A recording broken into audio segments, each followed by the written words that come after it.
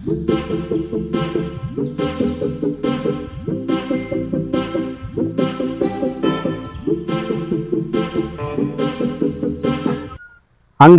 ಸ್ವಲ್ಪ slow motion ಅಲ್ಲಿ ಎತ್ಕೊಳ್ಳಿ sir.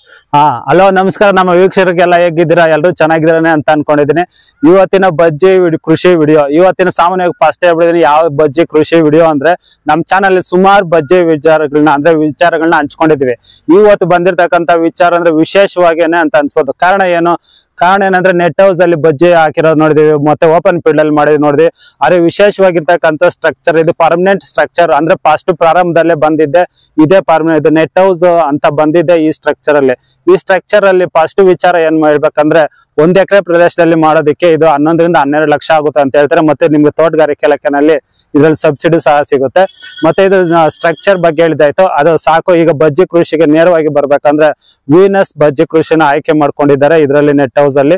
ಮತ್ತೆ ನೆಟ್ ಹೌಸ್ ಅಲ್ಲಿ ಹೇಳ್ಬೇಕಾದ್ರೆ 1 ಎಕರೆ ಪ್ರದೇಶದಲ್ಲಿ ಬಂದಿರತಕ್ಕಂತ ವೀನಸ್ ಬಜ್ಜಿ ಕೃಷಿ ನೋಡ್ಬೋದು. ಯಾವುದೇ ರೀತಿ ಒಂದೇ ಒಂದು ಇನ್ಫೆಕ್ಟೆಡ್ ವೈರಸ್ ಇನ್ಫೆಕ್ಟೆಡ್ ಆಗ್ಲಿ ಯಾವ್ದಾಗ್ಲಿ ಏನು ಇಲ್ದೇ ಇರ್ತಕ್ಕಂಥದ್ದು. ಮತ್ತೆ ನಮ್ಮ ಪ್ರಾರಂಭದಲ್ಲಿ ಬಂದ ತಕ್ಷಣ ವಿಶೇಷವಾಗಿ ಗಮನಿಸಿದ್ವಿ, ಈಗ ಸಾಮಾನ್ಯವಾಗಿ ಎಲ್ಲಾ ತರಕಾರಿ ಬೆಳೆಗಳನ್ನ ಮಲ್ಚಿಂಗ್ ಪೇಪರ್ ಹಾಕಿ ಬೆಳಿತಾರೆ. ಕೊನೆಗೆ ಆಲೂಗಡ್ಡೆನೂ ಸಹ ಮಲ್ಚಿಂಗ್ ಪೇಪರ್ ಹಾಕಿ ಬೆಳೆಯೋದನ್ನ ನಾವು ಗಮನಿಸಿದ್ದೀವಿ. ಆದ್ರೆ ಇಲ್ಲಿ ನೋಡಿರ್ತಕ್ಕಂಥದ್ದು ಮಲ್ಚಿಂಗ್ ಪೇಪರ್ ಹಾಕದೆ ಮಾಡಿರ್ತಕ್ಕಂಥದ್ದು. ಮತ್ತೆ ಅದರಲ್ಲಿ ಇನ್ನೂ ವಿಶೇಷವಾಗಿ ಗಮನಿಸಬೇಕಾದ್ರೆ ಬಜ್ಜಿನ ಬರೀ ಸಿಂಗಲ್ ಲೈನ್ ಅಲ್ಲಿ ಮಾಡ್ತಾರೆ. ಮತ್ತೆ ಡಬಲ್ ಲೈನ್ ಅಲ್ಲಿ ಮಾಡಿರ್ತಕ್ಕಂಥದ್ದು. ಡಬಲ್ ಲೈನ್ ಇದಕ್ಕೆ ಅಂದ್ರೆ ಡಬಲ್ ಲೈನ್ ಬಜ್ಜಿ ನಾರಕ್ಕೆ 3 ಲೈನ್ ಡ್ರಿಪ್ ಲೈನ್ ಹಾಕಿದ್ದಾರೆ. 1 ಅಲ್ಲ 2 ಅಲ್ಲ 3 ಲೈನ್ ಡ್ರಿಪ್ ಲೈನ್. ಗಿಡದಿಂದ ಔಟ್ಲೈನ್ ಗೆ ಆ ಕಡೆ ಈ ಕಡೆ ಎಡಗಡೆ ಮತ್ತು ಬಲಗಡೆ 2 ಲೈನ್ ಮತ್ತೆ ಮಿಡ್ಲಲ್ಲಿ 1 ಲೈನ್. ಇದೇ ವಿಶೇಷ ಅಂತ ಅನ್ಸ್ತಲ್ವಾ? ಆದ್ರಿಂದ ಇದೇ ವಿಶೇಷ ಅನ್ಸೋದ್ರಿಂದ ನಮ್ಮ ವೀಕ್ಷಕರಿಗೋಸ್ಕರ ಬಜ್ಜಿ ಕೃಷಿಯಲ್ಲಿ ಪ್ರಾರಂಭದಿಂದ ಯಾವ ರೀತಿ ಮಾಡ್ಕೊಂಡಿದ್ದಾರೆ ಅಂತ ನೋಡೋಣ. ಮತ್ತೆ ಇದು ಗಿಡ ಆಯ್ತು, ಮತ್ತೆ ಲೈನ್ ಟು ಲೈನ್ ಆಯ್ತು, ಮತ್ತೆ 6 ಫೀಟ್ ಅಂದ್ರೆ ಸಾಲಿಂದ ಸಾಲಿಗೆ ಅಂತರ 6 ಅಡಿ ಅಂತರ ಇದೆ. ಮತ್ತೆ ಇನ್ನು ನೋಡ್ಬೇಕಾದ್ರೆ ವಿಶೇಷವಾಗಿ ನಾವು ಇನ್ನೊಂದು ಗಮನಿಸಿದ್ವಿ, ಈಗ ನಾವು ಬಜ್ಜಿ ಕೃಷಿನಲ್ಲಿ ಪ್ರತಿಯೊಂದು ಬಳ್ಳಿಗಳನ್ನು ಸಹ ಎಳೆದು ಕಟ್ಟಿರ್ತಾರೆ.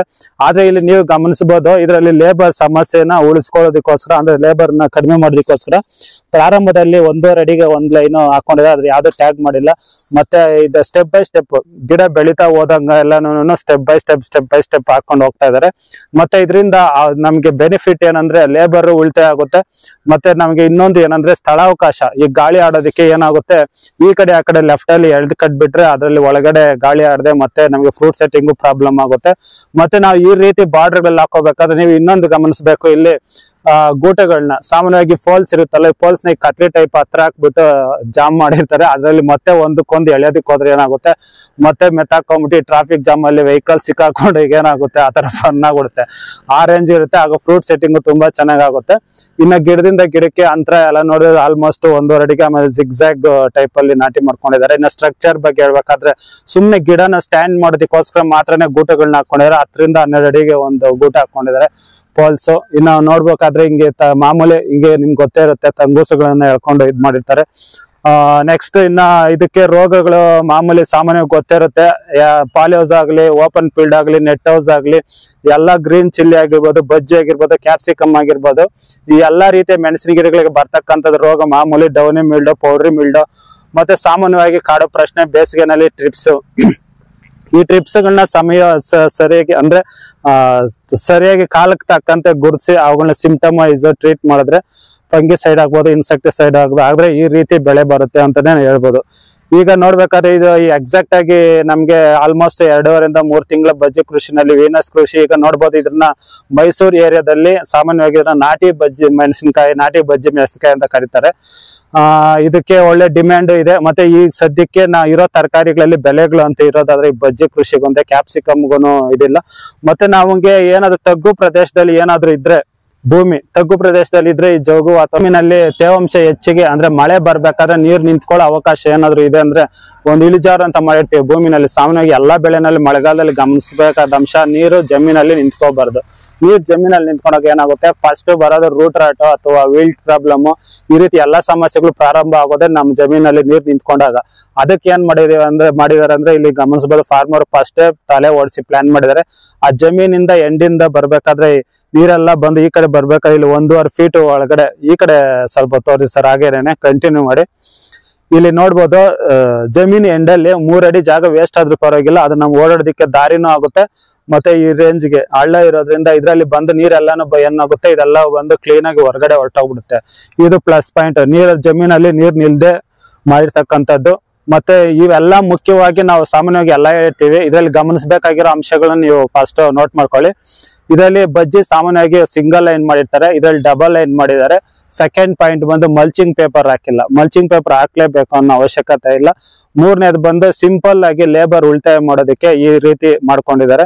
ಮತ್ತೆ ಇದು ಎಲ್ಲಾ ರೀತಿ, ಈಗ ನೆಟ್ ಹೌಸ್ ಅಂದ್ರೆ ಸಾಮಾನ್ಯವಾಗಿ 1 ಎಕರೆಗೆ ನೆಟ್ ಹೌಸ್ ಮಾಡೋದಕ್ಕೆ ಗೂಡ್ದಲ್ಲಿ ಟೆಂಪ್ರವರಿ ನಿಮ್ಗೆ ಗೊತ್ತಿರ್ಬೋದು, ಒಂದು 6 ರಿಂದ 7 ತಿಂಗಳ ತಕ್ಷಣನೇ ಅದು ಫಿನಿಶ್ ಆಗ್ಬಿಡುತ್ತೆ. ಗಾಳಿ ಮಳೆ ಬಂದು ಕಿತ್ಕೊಂಡು ಹೋಗ್ಬಿಡುತ್ತೆ. ಆ ವಿಡಿಯೋಗಳೆಲ್ಲ ನೀವು ರೀಸೆಂಟ್ ಆಗಿ ಫೇಸ್ಬುಕ್ ಅಲ್ಲಿ ನೋಡಿರ್ಬೋದು. ಒಂದು ಆಲಿಕಲ್ ಮಳೆ, ಮುಂಗಾರು ಮಳೆ ಬಂತಂದ್ರೆ ಗೂಟುಗಳ ಸಮೇತ ಕಿತ್ಕೊಂಡು ಹೋಗ್ಬಿಡುತ್ತೆ, ಬೆಳೆನೂ ಹಾಳಾಗೋಗ್ಬಿಡುತ್ತೆ. 4 ರಿಂದ 5 ಲಕ್ಷ 1 ಎಕರೆಗೆ ಆಗುತ್ತೆ ಸಾಮಾನ್ಯವಾಗಿ. ಮಾಮೂಲಿ ಗೂಟುಗಳಲ್ಲಿ ಹಾಕೋದಕ್ಕೆ ನಾನು ಹೇಳ್ತಾ, ಈ ತರ ಪರ್ಮನೆಂಟ್ ಸ್ಟ್ರಕ್ಚರ್ ಮಾಡ್ಕೊಂಡ್ರೆ ನಿಮ್ಗೆ 12 ಲಕ್ಷ ಆಗುತ್ತೆ. 12 ಲಕ್ಷ ಅಂದ್ರೆ ಅದರಲ್ಲಿ ನಮ್ಗೆ ಸಬ್ಸಿಡಿನೂ ಸಿಗುತ್ತೆ. ನೀವು ಗೂಟುಗಳಲ್ಲಿ ಹಾಕೊಂಡ್ರೆ ಸಬ್ಸಿಡಿನೂ ಸಿಗೋದಿಲ್ಲ. ಮತ್ತೆ ಈ ರೀತಿ ಪರ್ಮನೆಂಟ್ ಸ್ಟ್ರಕ್ಚರ್ ಮಾಡ್ಕೊಂಡ್ರೆ ನಿಮ್ಗೆ ಸಬ್ಸಿಡಿ ಸಿಗುತ್ತೆ. ಅದನ್ನ ಇನ್ವೆಸ್ಟ್ ಮಾಡೋದಕ್ಕೆ ಮುಂಚೆ ನೀವು ಹತ್ತಿರದ ತೋಟಗಾರಿಕೆನಲ್ಲಿ ವಿಚಾರಿಸಬಹುದು. 1 ಎಕರೆ ಮಾಡ್ಕೊಂಡ್ರೆ ಪಾಲ್ ಯೂಸ್ ಮಾಡೋದಕ್ಕೆ 40 ಲಕ್ಷ ಆಗುತ್ತೆ. ಇದು 12 ಲಕ್ಷ ಮಾಡ್ಕೊಂಡ್ರೆ ಇದರಲ್ಲಿ ಎಲ್ಲಾ ರೀತಿಯ ಬೆಳೆಗಳನ್ನ ಬೆಳಿಬಹುದು. ಆಲ್ಮೋಸ್ಟ್ ಕ್ಯಾರೆಟ್, ಬೀನ್ಸ್, ಬದನೆಕಾಯಿ ಏನ್ ಬೇಕಾದ್ರೂ ಬೆಳೆನೂ ಮಾಡ್ಬೋದು. ಎಲ್ಲಾ ರೀತಿಯ ಬೆಳೆಗಳನ್ನ ಇದರಲ್ಲಿ ಮಾಡೋದಕ್ಕೆ ಆರಾಮಾಗಿ ವರ್ಕೌಟ್ ಆಗುತ್ತೆ. ಮತ್ತೆ ಇದನ್ನ ನೀವು ಏನಾದ್ರೂ ಬೇಕು ಅಂದ್ರೆ ಇದನ್ನ ಹೊರಗಡೆ ಬಿಚ್ಚಿಬಿಟ್ಟು ಬಿಸಿಲು ಬೇಕಂದ್ರೆ ಒಣಗಿಸಿ ಮತ್ತೆ ಇನ್ಸ್ಟಾಲ್ ಮಾಡೋದಕ್ಕೂ ತುಂಬಾ ಈಸಿ. ಅದರಿಂದ ಈ ರೀತಿ ಸ್ಟ್ರಕ್ಚರ್ ಮಾಡ್ಕೊಳ್ಳಿ, ಎಲ್ಲಾ ಬೆಳೆಗಳನ್ನ ಮಾಡ್ಕೊಳ್ಳಿ. ಇದು ವಿಶೇಷ ಅಂತ ಅನಿಸ್ತು ನಮ್ಮ ಕೃಷಿಕರಿಗೆ. ಈ ವಿಡಿಯೋನ ನಮ್ಮ ವೀಕ್ಷಕರಿಗೆ ಪ್ರಸ್ತುತ ಪಡಿಸಿದ್ದಕ್ಕೆ ಅಂದ್ರೆ ಇಂಟ್ರೊಡ್ಯೂಸ್ ಮಾಡೋದಕ್ಕೆ ನನಗಂತೂ ಖುಷಿ ಇದೆ. ಅದೇ ಖುಷಿನಲ್ಲಿ ಈ ವಿಡಿಯೋ ನಿಮ್ಗೆ ಇಷ್ಟ ಆಗಿದ್ರೆ ನಮ್ಮ ಚಾನಲ್ ಸಬ್ಸ್ಕ್ರೈಬ್ ಮಾಡಿ, ಹಾಗೆ ಬೆಲ್ ಐಕಾನ್ ಅಂತ ಇರ್ತಲ್ಲ ಅದನ್ನ ಒತ್ತಿ, ಮತ್ತೆ ಇನ್ನಷ್ಟು ವಿಡಿಯೋ ಮಾಡೋದಕ್ಕೆ ಪ್ರೋತ್ಸಾಹ ಕೊಡಿ. Thank you. ಇನ್ನು ಹಾಗೆ ನೀವು ನೋಡ್ಬೇಕಾದ್ರೆ ಸಾಲಿನ ಸಾಲಿನ ಅಂತರ 6 ಅಡಿ ಇದೆ ಸಾಮಾನ್ಯವಾಗಿ. ಮತ್ತೆ ಒಂದು ಸಾಲಿಗೆ 2 ಲೈನು ಡಬಲ್ ಲೈನು ಹಾಕೊಂಡಿದ್ದಾರೆ. ಬಜ್ಜಿ ಅಂದ್ರೆ ಒಂದೇ ಲೈನ್ ಮಾಡ್ಬೇಕು ಅಂತಾರೆ, ಅದರಲ್ಲಿ ಡಬಲ್ ಲೈನ್ ಮಾಡಿದ್ದಾರೆ. ಮತ್ತೆ ಒಂದಕ್ಕೊಂದು ಈ ರೀತಿ ಟ್ಯಾಗ್ ಮಾಡೋದನ್ನ ನೋಡ್ಬೋದಲ್ವಾ. ಈ ರೀತಿ ಸಣ್ಣ ಸಣ್ಣ ವಿಚಾರಗಳು ನೀವು ಗಮನಿಸಿ. ಇವು ಸಣ್ಣ ಸಣ್ಣ ವಿಚಾರಗಳು ಕೃಷಿನಲ್ಲಿ ಒಂದು ಬೆಳೆನಲ್ಲಿ ದೊಡ್ಡ ದೊಡ್ಡ ಬದಲಾವಣೆಗಳು ತಂದುಕೊಡುತ್ತೆ. ಹಂಗೆ ನಮಗೆ ರೈತರಿಗೆ ಆದಾಯವನ್ನು ಉಳಿತಾಯ ಮಾಡ್ಕೊಳುತ್ತೆ. ನೋಡಿದ್ರಲ್ಲ.